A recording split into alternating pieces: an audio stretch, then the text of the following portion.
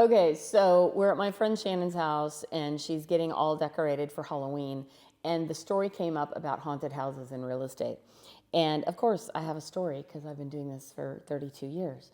And so what happened is I had this house that I had sold to these clients.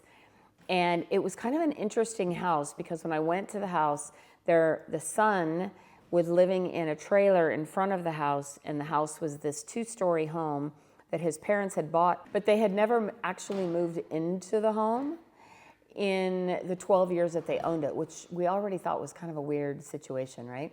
So we get this home in contract, and we're about halfway through contract, and the agent calls and she goes, "You're not going to believe this. The buyer is actually canceling." I go, "Why is the buyer canceling?" She goes, "Because they said the house is haunted." I'm like, "Haunted?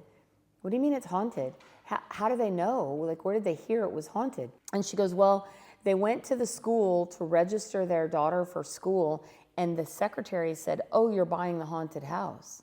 Well, now I had to figure out, how do I prove that it was haunted or prove that it wasn't haunted? And it's not something that's in a disclosure. There's no way to prove that or not prove it. But the irony of the story is, what we found out later is this home was actually located next to an area in the Penryn area.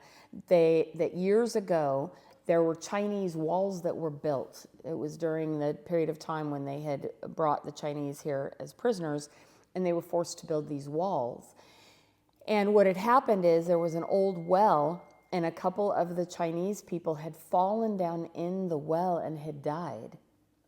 And so they considered that area, this area with the well, as being haunted for the rest of time.